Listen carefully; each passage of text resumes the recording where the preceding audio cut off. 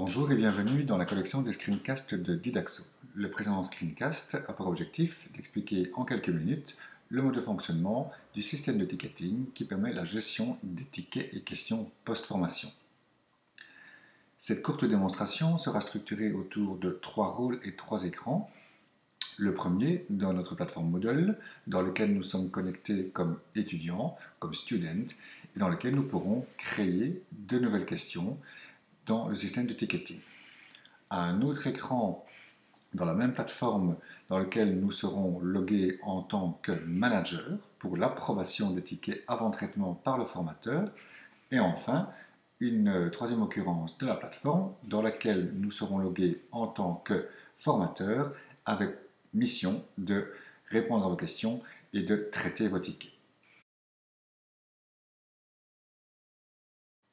La première étape consiste donc en la création de la question par l'apprenant dans le système Moodle, dans lequel nous sommes connectés en tant qu'apprenants.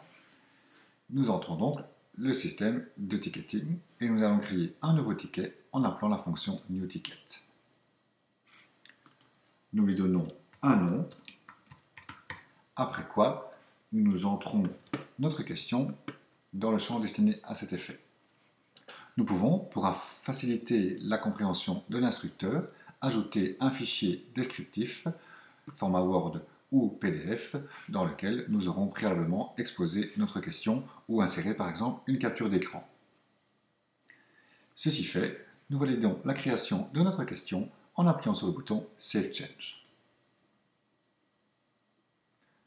Le système nous indique que notre question a été encodée dans le système et qu'elle sera mise à l'approbation sous peu.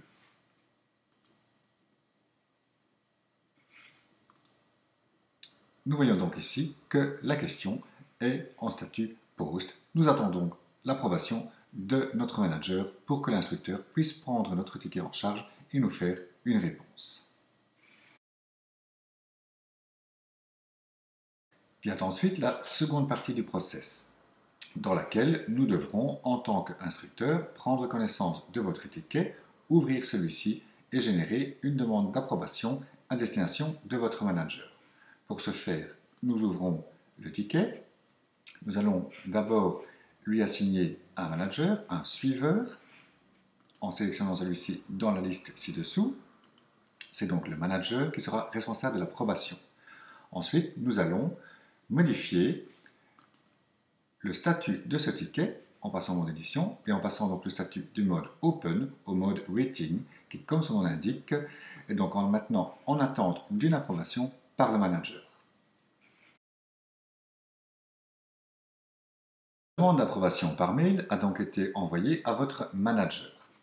Cette demande s'affiche dans son email. Vous avez ici un aperçu de ce mail qui reprend un court descriptif et surtout un lien View this issue record qu'il suffit de cliquer pour ouvrir la plateforme Moodle et le système de ticketing. Il faudra ensuite se connecter en tant que manager sur la plateforme pour ensuite avoir accès à l'interface de visualisation et d'approbation des tickets.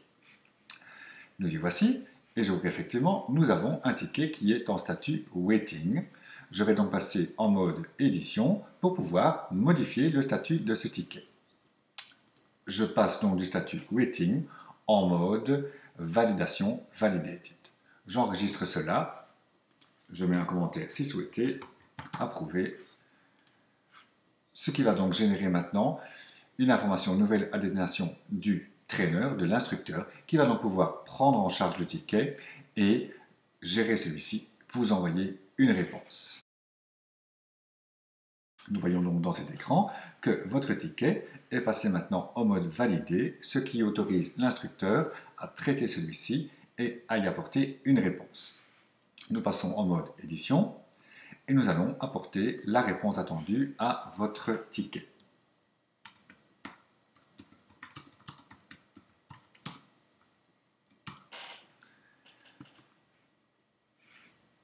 Nous passons en outre le ticket en mode résolu, resolved.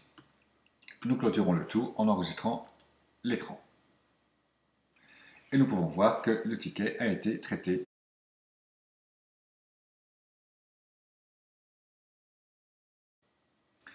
Revenons maintenant un court instant pour terminer dans l'écran du student. Nous rentrons dans le système de ticketing et nous constatons que la vue des tickets en cours ne comporte plus le ticket numéro 14, celui-ci ayant été résolu et ayant donc été migré vers le tab des tickets résolus. Ticket 14, nouvelle entrée, résolue. Je peux donc cliquer le lien pour afficher son contenu et prendre connaissance du dépôt de la réponse.